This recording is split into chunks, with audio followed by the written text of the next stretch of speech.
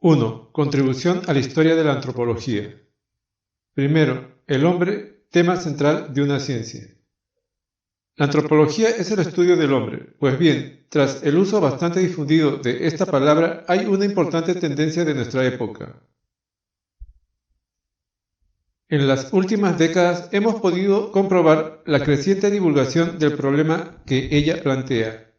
Hasta el nuevo diccionario enciclopédico Brookhouse incluye ahora un artículo Antropología teológica. La teología tuvo siempre una teoría del hombre, pero nunca la llamó antropología. Entonces, no cabe duda de que nos hallamos ante cierta acepción de la palabra que entraña un vasto y profundo desplazamiento de intereses, y me inclinaría a creer que la interrogante acerca del hombre parece adquirir, aún dentro de la teología, una importancia cada vez mayor. Fuera de las religiones, en todas las ciencias y también en la filosofía, el hombre pasa a constituir un tema central en torno al cual es posible establecer muchas relaciones. Esto es lo que me interesa y a ello quiero referirme. Esta orientación general de los intereses fue prevista por Hegel en los términos que voy a citar, asegurándoles de inmediato que serán las únicas frases algo difíciles de esta conferencia.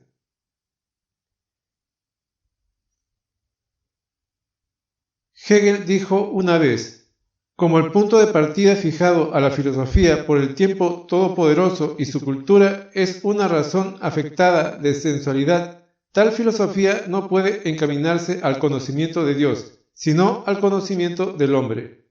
En estas admirables palabras son dignas de notar dos cosas, dice Hegel, y en ello estamos de acuerdo, que la forma temporal del espíritu es la racionalidad imbuida de sensualidad, y no una espiritualidad abstraída del mundo, observación que parece verdadera. Luego agrega: el problema del hombre debe pasar a primer plano, porque esa forma de espiritualidad no es apta para conocer a Dios. Trátase, por lo tanto, de una tesis filosófica que coloca al hombre en primer plano, debido al omnipotente momento histórico. Tesis muy inteligente que implica y enuncia que una filosofía antropológica no tiene por qué ser atea, puesto que no plantea la cuestión de Dios. Este es también mi punto de vista. Me interesaría ahora saber de dónde proviene esta marcada orientación antropológica de casi todas las ciencias. Por cierto, como decía Hegel, estamos viviendo en una época de razón afectada de sensualidad. El hombre se alza como tema y problema, pues con su existencia multitudinaria está empezando a desplazar a la naturaleza. Después de estas palabras de introducción, cuyo único propósito ha sido decirles e insinuarles por qué, en la actualidad, el tema antropología está desarrollándose tan ampliamente, paso a describir sus intereses propiamente científicos.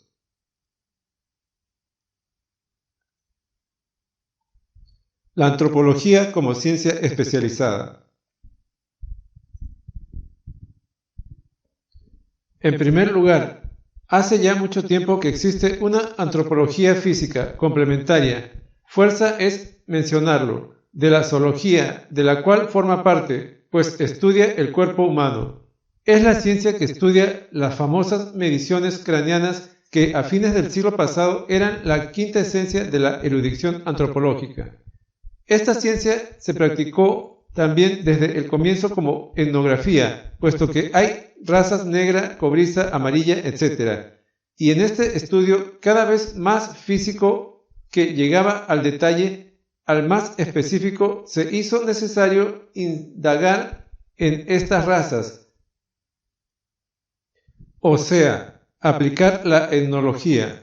Estudios que apenas aparecieron se hermanaron con la curiosidad por conocer pueblos exóticos y lejanos. Todo esto lo encontrarán ustedes en un escrito tardío de Kant, titulado La antropología en el aspecto pragmático, donde se refiere a razas y pueblos muy diversos, a los mulatos y qué sé yo, explicando en todos los casos las costumbres y los usos de esas gentes. un conglomerado de investigación física y etnológica. Este interés etnológico existe desde antiguo, es tan viejo como la civilización occidental, desde los relatos de viaje de Heródoto y la Germania de Tácito. En aquellos tiempos éramos nosotros los pueblos exóticos y raros de que se ocupaban las personas cultas y sobre los cuales se escribían libros. De antemano tenemos, pues, una faceta etnológica en la cual la zoología y la anatomía se enlazan como un doble aspecto del tema. La fundación en el año 1869 de la Sociedad Berlinesa de Antropología, Etnología y Prehistoria prueba la existencia de esta ciencia surgida de la mera observación. He ahí los intereses que a la sazón se cultivaban aunados, por así decirlo, dentro del marco de una ciencia y de una asociación, de la cual el médico Rudolf Virchow fue uno de los cerebros dirigentes. Como el nombre lo indica, a esos estudios se incorporaban al mismo tiempo la etnología y la prehistoria, doble aspecto de una sola y misma ciencia. Es una característica de ese periodo la colaboración de anatomistas, etnólogos, investigadores de la prehistoria, médicos, estadísticos, etc. Colaboración estrecha que todavía se mantiene, en cierto modo, en Estados Unidos.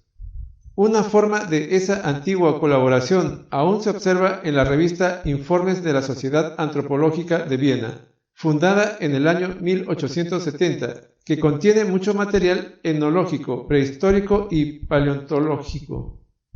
Sin embargo, con el correr del tiempo, también en esto, como en todo, se produjo una división y un desdoblamiento, se abrió paso la especialización y la antigua antropología física se desmembró en distintas ciencias. Así surgió a principios de este siglo la genética o estudio independiente de la herencia, cuyo objeto abarca desde la botánica hasta la antropología y que recientemente vuelve a atraer la atención a causa del problema provocado por el peligro de la radiación en el plasma humano. Como otra rama autónoma se ha desarrollado la filogenética, que basa sus observaciones principalmente en los hallazgos fósiles. En cambio, la etnografía, de por sí descriptiva, se apoya en mediciones, aunque exige también una visión especial casi artística para distinguir las cualidades estructurales y los tipos morfológicos. En cuanto a la ciencia de origen, la mayoría de los antropólogos provienen de la zoología, la medicina o la botánica genética.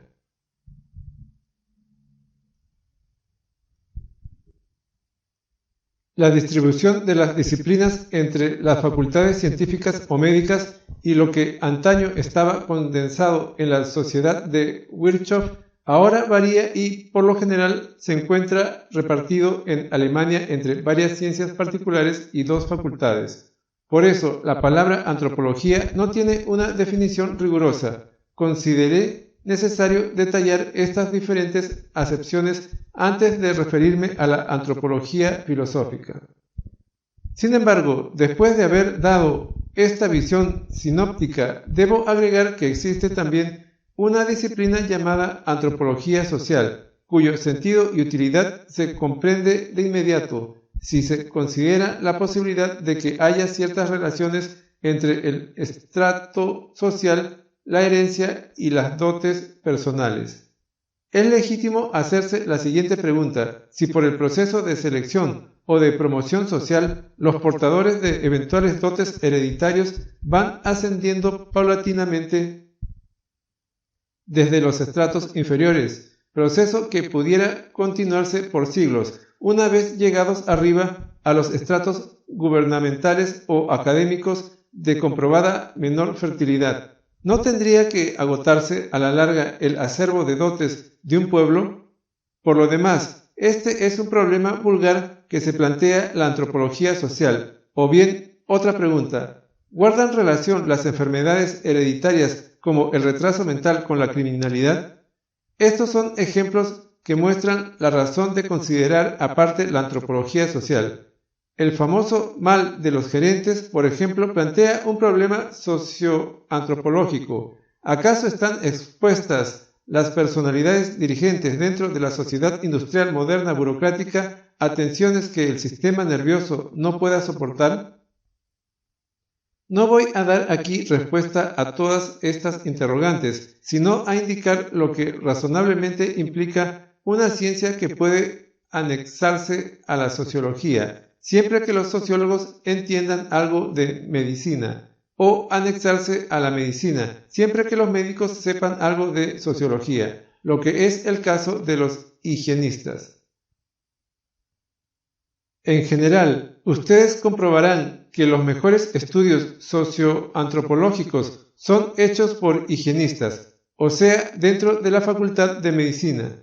Es pues esta combinación de cuestiones biológicas y sociológicas la que se erige como ciencia independiente. Espero haberles dado ya cierta visión de conjunto de lo que, entre las ciencias empíricas, se llama antropología.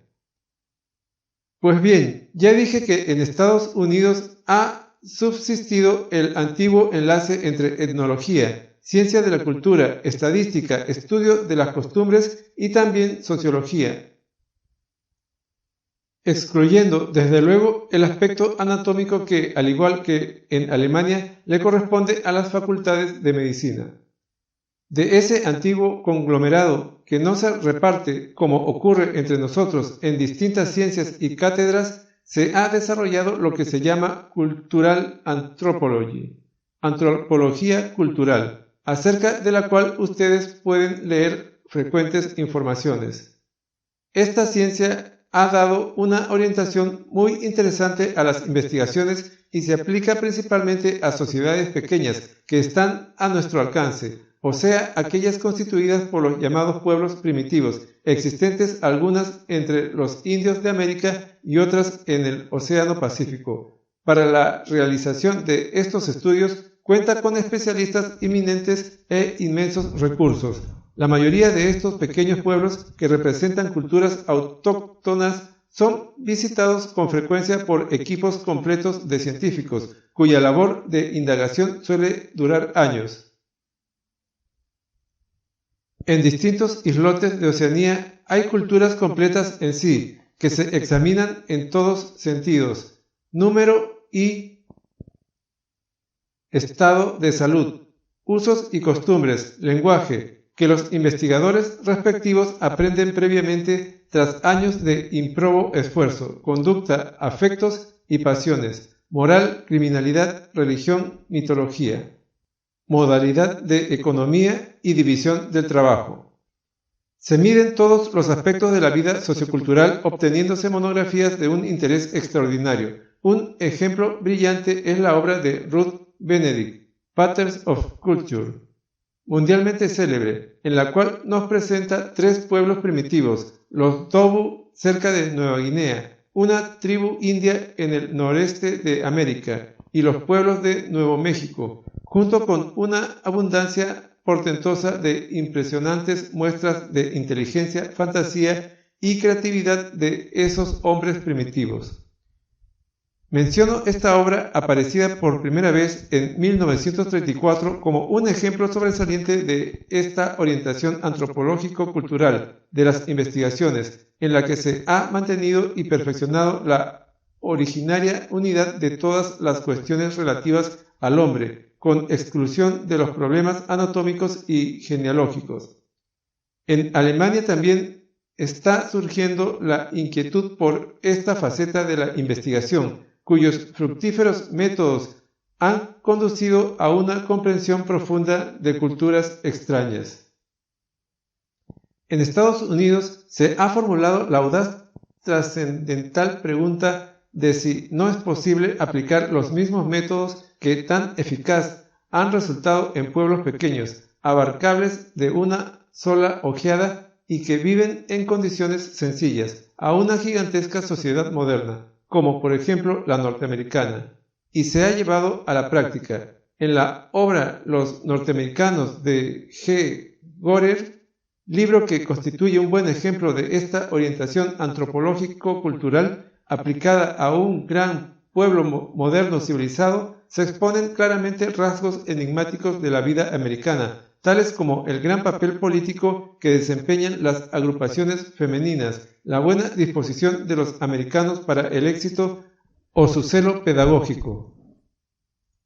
Espero que hayan comprendido ustedes esta plétora de objetivos y planteamientos que conforman la antropología. Repitamos, sin embargo, unas pocas ideas fundamentales, a saber, hay en esta ciencia un aspecto anatómico-biológico y otro etnológico-sociológico-cultural. Estos temas disolvieron el vínculo que anteriormente les unía y que estaba todavía en Kant, separándose en varias especialidades.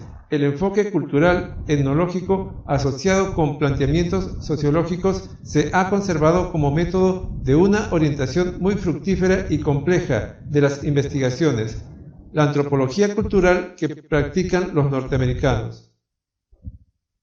No soy experto en etnología, mas tengo la impresión de que entre nosotros esa orientación tendrá una influencia importante y fertilizadora sobre la etnología, que ha permanecido aislada.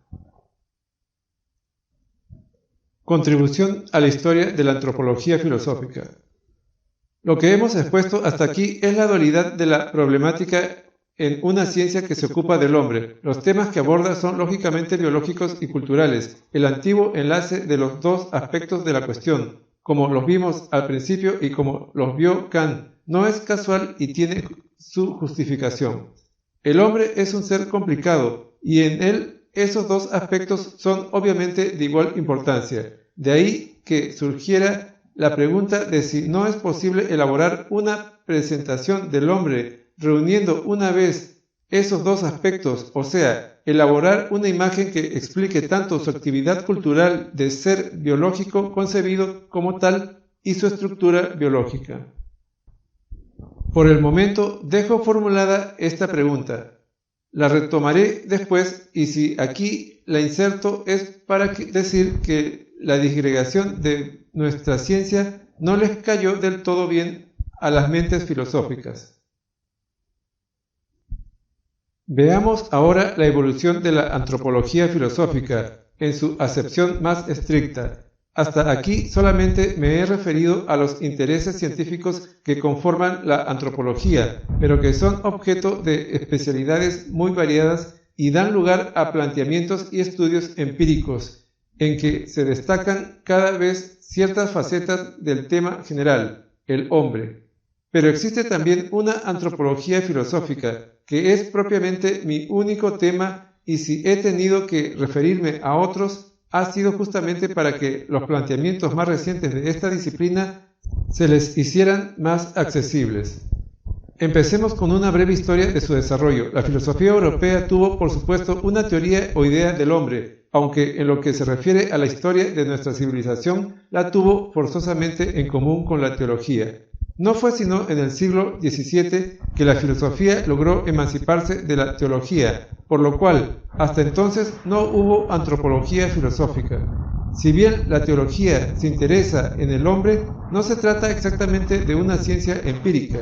Quisiera recordarles por un momento esta tesis. Para la teología y para la filosofía escolástica, el hombre es obra de Dios, creado de un modo inmediato, uniendo a un cuerpo material un alma espiritual, individual e inmortal. De los primeros padres así formados descienden todos los seres humanos en cuanto cuerpos, mientras el alma de cada individuo sigue siendo creada directamente. Tal es el dogma cristiano.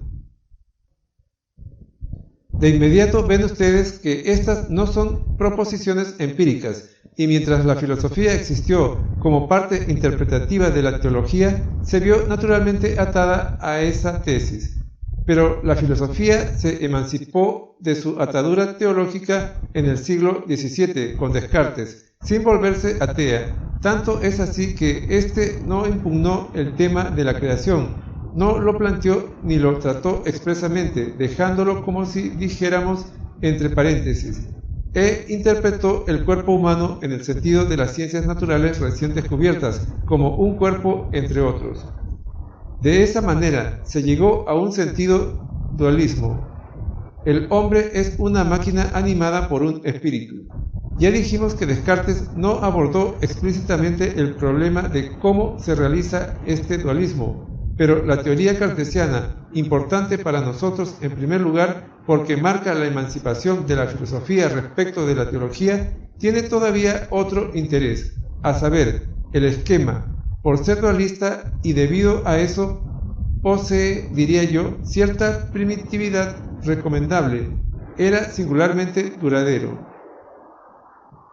En efecto, fue posible desprenderlo por completo de argumentos teológicos de los cuales Descartes aún era en cierto modo adepto, obteniéndose así un modelo simple maravillosamente útil. En lo interno, uno podía remitirse a la psicología y a las ciencias del espíritu. Claro, el hombre posee un alma, de eso se ocupa la psicología, y de sus manifestaciones se ocupan los estudios lingüísticos, la lógica y otras ciencias del espíritu. El cuerpo se dejaba a los métodos, los biólogos, los fisiólogos y los químicos. En este esquema tenía cabida la universidad entera, exceptuada la facultad de teología que, por lo demás, ya había sido expresamente segregada. El hecho de poder distribuir el universo de las ciencias dentro de un sencillo esquema dual le impartió una duración y una utilidad extraordinarias. Además, se pudo reducir el todo a un dualismo vulgar, actualmente muy difundido a modo de concepción del mundo, que le sale a uno a cada paso, y si trata de liberarse de él, se le aparece en forma de objeción. Esta evolución solo se interrumpió por breve tiempo con el idealismo alemán, esa etapa filosófica vinculada a los nombres de Kant, Fichte, Hegel y Schelling. Ellos no filosofaban como dualistas, sino que volvieron a espiritualizar plenamente al hombre, tratando de acercar nuevamente la filosofía a la teología, declarándose expresamente interesados en ello los tres últimos. Schopenhauer, a continuación, fue otra vez dualista, aunque sin quererlo. Así estaban las cosas a comienzos de este siglo. Como ustedes ven, en esta sucinta exposición les he esbozado una breve historia de la antropología filosófica que, al principio aún no independizada de la teología, ni siquiera llevaba ese nombre. Solo cuando la filosofía empieza a emanciparse de la teología, la pregunta ¿qué es el hombre? Pudo plantearse y responderse en nuevas categorías. Y eso fue lo que hizo Descartes con la fórmula «el hombre es una máquina en que reside un espíritu inmortal».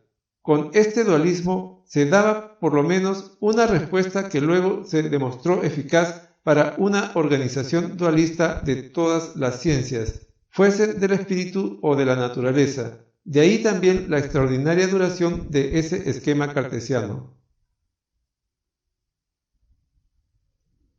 La respuesta de Scheler a la pregunta por el hombre.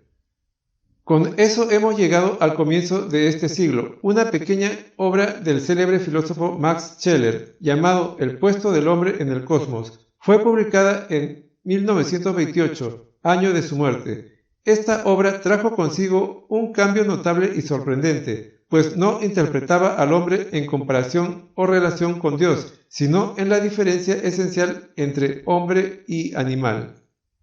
En este sentido, el libro es interesantísimo y hace época porque la discusión del problema mismo del hombre no se discutía, sino que se transportaba a otro plano.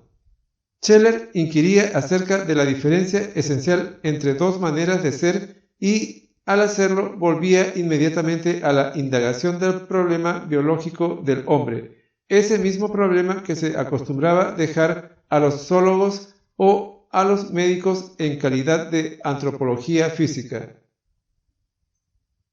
Y ahora Scheler decía, en lo que se distingue el hombre de los animales más inteligentes, inteligencia, fantasía, memoria, capacidad de selección, uso de herramientas, solo hay una diferencia de grado, pero no una diferencia esencial. El principio específicamente humano que constituye la diferencia esencial sería más bien un principio en general opuesto a la vida, al que llamó espíritu. La esencia del espíritu se definía como su facultad de desligarse de la presión de lo biológico, de librarse de la dependencia de la vida. Un ser portador de espíritu ya no está encadenado a sus instintos, ya no se adapta a su medio ambiente como un animal, sino que es capaz de elevar el medio ambiente a la objetividad, de distanciarse de él. Lo específicamente humano sería esta objetividad, esta libertad de origen interno, esta posibilidad del conocimiento y la acción humanos de ser determinados por el modo de ser de las cosas, tengan o no valor biológico. De ahí que Scheller dijera, el hombre tiene el mundo, tiene una esfera abierta de cosas, el hombre está abierto al mundo. También puede el hombre objetivarse a sí mismo, posee autoconciencia, y esta autoobjetivación y el tomarse a distancia, esa autoalienación y el ponerse al lado lo capacitarían finalmente para reprimir sus propios impulsos y tendencias, para resistirse a sí mismo y a sus propios fenómenos vitales. Lo harían potencialmente un ser moral. Es alguien que dice no, aún su propia vida, y capaz, en principio, de una conducta ascética, reprimiendo o controlando sus impulsos. Solo a través de esa autonegación gana el espíritu su propia energía. Esto le importaba mucho a Scheller, para quien, en sus últimos años, el espíritu le parecía una especie de adversario de la vida. Además de estas tesis trascendentales, la inclusión de muchos conocimientos a la sazón actuales, sobre todo del campo de la biología y el psicoanálisis, le aseguraron al libro de inmediato un éxito rotundo. Les pido recordar como nuevos resultados de Scheller los siguientes. Delineó sobre el trasfondo de la vida animal la tesis de la apertura del hombre al mundo. Afirmó que lo anímico, esto es, sensibilidad, fantasía, memoria, sentimiento, etc., serían fenómenos vitales no esencialmente distintos de los propiamente biológicos, mientras que el espíritu significaría decididamente otra cosa. Todo esto era muy convincente y estaba expuesto en forma magistral, mas de inmediato se ve que, en el fondo, Scheller solo desplazaba el dualismo,